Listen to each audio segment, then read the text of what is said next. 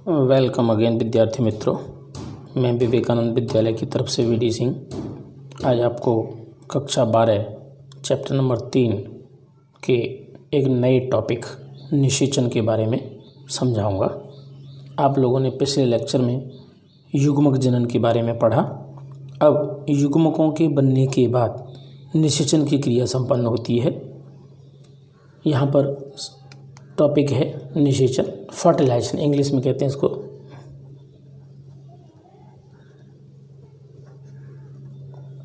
Fertilisation जब स्त्री एवं पुरुष के संभोग मैथुन के दौरान सेचन द्वारा शुक्राणु वीर्य स्त्री की योनि में छोड़ दिया जाता है तो इसे वीर सेचन कहते हैं।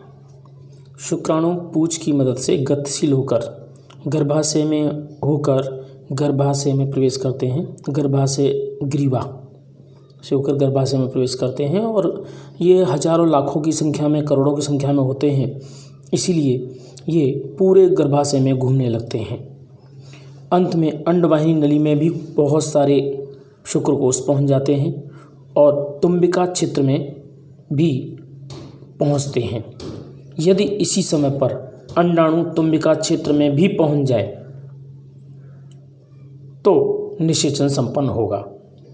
अगर उस समय पर अंडाणु तुम्बिका क्षेत्र में नहीं मिलता तो शुक्राणु क्रमशः नष्ट हो जाते हैं। परंतु निषेचन के लिए दोनों शुक्राणु और अंडाणु का तुम्बिका में एक साथ पहुंचना जरूरी है। यह तभी संभव है जब तुम्बिका के अंदर दोनों अवेलेबल हों। शुक्राणु के साथ एक अंडाणु के संलयन को निषेचन कहते हैं। निषेचन दौरान एक शुक्राणु अंडाणु के पारदर्शी आवरण जोना पेलुसिडा स्तर के संपर्क में आ जाता है और शुक्राणु अंडाणु में प्रवेश करने लगता है। जब एक शुक्राणु अंडाणु में प्रवेश कर जाता है तो दूसरा शुक्राणु अंडाणु में प्रवेश नहीं कर सकता, क्योंकि जो अंडपटल है वो निषेचन पटल में बदल जाती है तथा दृढ़ बन जाती है, जिससे दूसरे शुक्रकोश का प्रवेश निषिद्ध हो जाता है।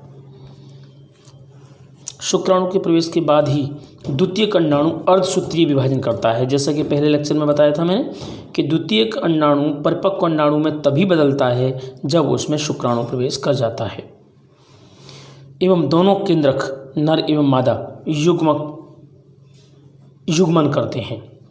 अंडाणु के अंदर पहुंच जाते हैं दोनों नर न्यूक्लियाई और मादा न्यूक्लियाई और दोनों निषेचन करते हैं, जिससे एन मेल और एन फीमेल दोनों 23 क्रोमोसोम्स वाले 2n46 जाइगोट बनाते हैं। जाइगोट यानी युग्मनज। यहाँ पर देखो और समझाया गया है। XY नर में XY क्रोमोसोम होते हैं, मादा में XX क्रोमोसोम होते हैं जो 2n होते हैं, लेकिन अर्धसूत्रीय विभाजन द्वारा ये n बन जाते हैं। दो युग्मक होते हैं, नर में X और Y, मादा में दो होते हैं XX। अगर दोनों का आपस में क्रॉसिंग हो, अगर दोनों XX मिलेंगे तो मादा बनेगी, दोनों XY मिलेंगे तो नर बनेगा। तो यहाँ पर उसके बारे में भी थोड़ा सा दिया गया है कि अगर ये दोनों यहाँ एक X और Y नर में हो, XX मादा में हो, तो जिस तरफ से X और Y आएगा, इधर से X और इधर से XY, तो दोनों युग्मन करके लड़की और लड़का का जन्म करेंगे। ये 50-50% चांसेस रहेंगे, क्योंकि X मादा में 2 हैं और फीमेल में 2 X हैं और मेल में 1 X और 1 Y है। इसलिए संतति नर होगी या मादा, यह नर पर डिपेंड करता है, न कि मादा पर। जब जाइगोट बन जाता है तो विदलन की क्रिया शुरू होती है। विदलन यानी क्लीवेज यानी कि विभाजन।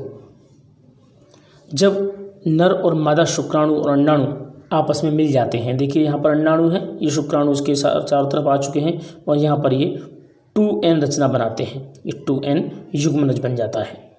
युग्मनज बनने के बाद में विदलन क्रिया शुरू होती है, क्लीवेज, जो 1 से 2, 2 से 4, 4 से 8 कोष बनते हैं।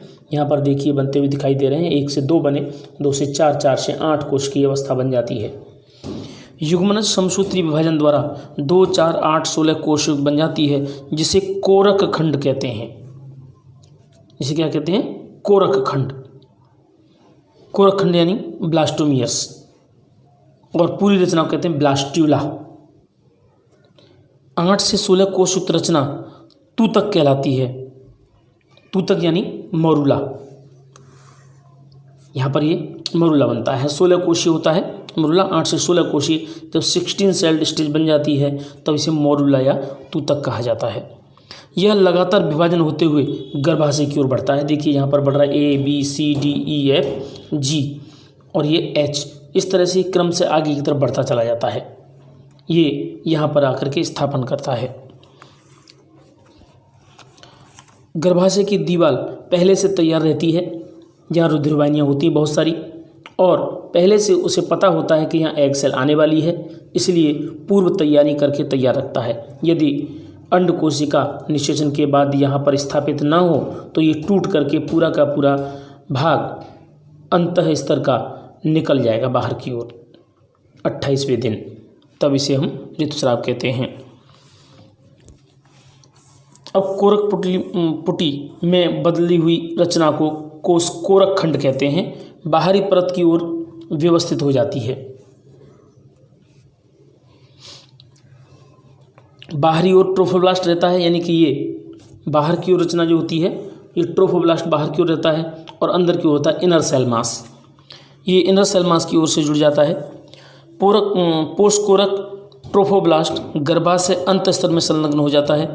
जो ट्रोफोब्लास्ट है जो घूमते हुए यहाँ पर अंदर की तरफ इससे अंतः गर्भ स्तर में टच हो जाता है। संलग्न होने के बाद गर्भाशय कोशिका तेजी से विभाजन करती हैं। जैसे यहाँ संलग्न हो जाता है, संलग्न होने के बाद ये गर्भाशय कोशिका, ये वाली जो ये गर्भाशय कोशिकाएं इस तेज़ी से विभाजन करती हैं और पूरे के पूरे एग सेल को, जो कि कोरक पुटी है ब्लास्टूला, उसको चारों तरफ से घेर लेता है। इसको घेरने के बाद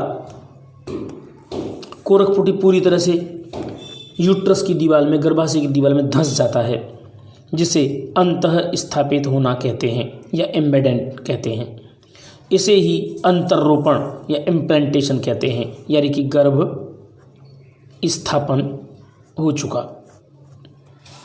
गर्भ स्थापन होने के बाद अवस्था स्टार्ट होती है सगर्भता एवं भ्रूणीय परिवर्तन। सगर्भता का मतलब गर्भ स्थापन होना। भ्रूण के अंतर्रोपण के बाद पोस्टकोरक यानी कि ट्रोफोब्लास्ट पर प्रवर्ध निकल आते हैं, जिन्हें जरायु अंकुर कहते हैं। जो रचना अंडकोश के रूप में गर्भाशय की दीवार से चिपक चुकी है, वहाँ पर बहुत सारे विलायज अंकुर निकलने लगते हैं, जो गर्भाशय ऊतकों में धंस जाते हैं और मात्र रक्त से आच्छादित हो जाते हैं। अब विलाई एवं गर्भाशय ऊतक एक दूसरे से अंतर्गुलित होकर गर्भनाल, अपरा या प्लेसेंटा बनाते हैं। ये प्लेसेंटा भ्रूणपोष को पोषण देने के लिए आवश्यक है। अपरा होता क्या है? यह भ्रूण को ऑक्सीजन तथा पोषण देता है एवं CO2 को तथा उत्सर्जित द्रव्यों को बाहर निकालता है। शिशु भ्रूण जब एवं नाभि रज्जु को जोड़ता है। शिशु भ्रूण जो होता है वो नाभि रज्जु को जोड़ करके लगा रहता है। अपरा अंतःस्रावी ऊतकों का भी कार्य करता है, जोड़ने का काम तो करता ही है, भ्रूणपोष और ऑक्सीजन और ये तो देता ही है, साथ में कुछ और भी कार्य करता है, जैसे कि HCG hormone, human chorionic gonadotropin, और ह्यूमन प्लेसेंटल लैक्टोजन हार्मोन। ये दो मुख्य महत्वपूर्ण हार्मोन हैं जो प्रसव के दरमियान काम आते हैं। इसके अलावा एस्ट्रोजन, प्रोजेस्टेरॉन और रिलैक्सेशन हार्मोन भी होते हैं। रिलैक्सेशन हार्मोन भी गर्भाशय द्वारा प्रसव दौरान उत्पन्न होता है, अंडाशय के मध्य भाग से। इसके अलावा HCG और HPL एवं रिलैक्सेशन केवल सगर्भता की स्थिति में ही उत्पन्न होते हैं। अन्य हार्मोन जैसे कि एस्ट्रोजन, प्रोजेस्टेरॉन, कोर्टिसोल, प्रोलैक्टिन और थायरॉक्सिन की मात्रा सगर्भता के दौरान कई गुना बढ़ जाती है। होते तो पहले भी, लेकिन इनकी मात्रा यहाँ पर तेज़ी से बढ़ जाती है। अगर ये गर्भ स्थापन ठीक प्रकार से हो जाता है तो भ्रूण विकास की प्रक्रिया यहाँ से शुरू हो जाती है।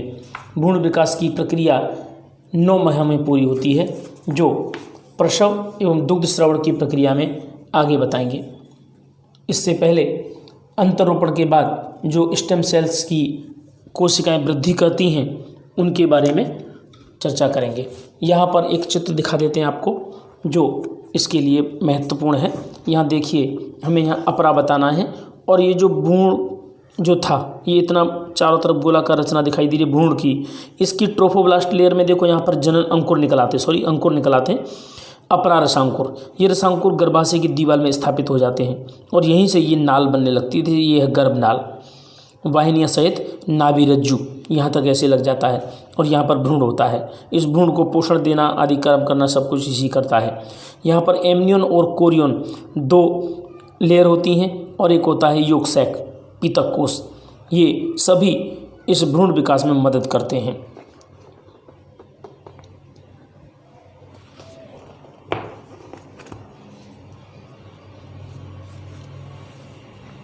इसके आगे का जो पॉइंट है वो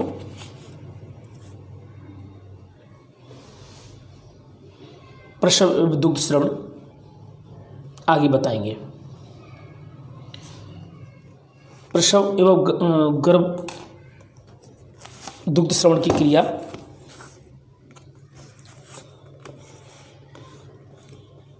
यहाँ से थोड़ा सा बता देते हैं।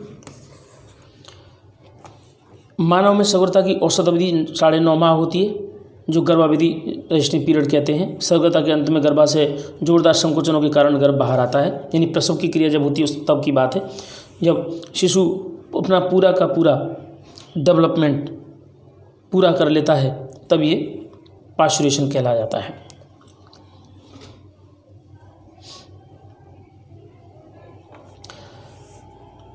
इस प्रक्रिया में माइल्ड गर्भाशय संकुचनों को प्रेरित करते हैं, जिन्हें गर्भ उत्प्रेषण प्रतिवर्ती फीटल इंजेक्शन रिफ्लेक्स कहते हैं। यह मातृपीयूष ग्रंथि से ऑक्सीटोसिन के निकलने से शुरुआत होती है।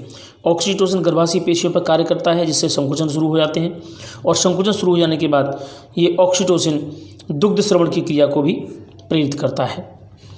शिशु माँ के गर्भाशय के जनन नाल द्वारा बाहर आ जाता है, यानी प्रसव संपन्न हो जाता है। शिशु के जन्म के तुरंत बाद ही अपरा भी गर्भाशय से निकलकर बाहर आता है। उस समय डॉक्टर इसको काट करके अलग कर देते हैं। इसी समय पर स्त्री की स्तन ग्रंथियों में सगर्भता के दौरान कई प्रकार के बदलाव आते हैं और सगर्भता के अंत तक दूध उत्पन्न करने लगता है। दुग्ध स्रवण की क्रिया लैक्टेशन, जब माँ को अपने नवजात शिशु की आहार पूर्ति करनी होती है तब यह आरंभिक दिनों में दूध निकलता है, जिसे प्रथम स्तन्य या खीस कहते हैं, जिसमें एंटीबॉडी पाई जाती हैं इम्यूनोग्लोबुलिन ए, जो नवजात शिशु में रोग प्रतिकार शक्ति उत्पन्न करते हैं। इसलिए डॉक्टर सलाह देते हैं कि माता का पहला गाढ़ा दूध बच्चे को पिलाना चाहिए, जिसमें कोलेस्ट्रॉम होता है, जो प्रतिकार शक्ति बनाए रखने के लिए आजीवन काम करता है। थैंक यू दोस्तों।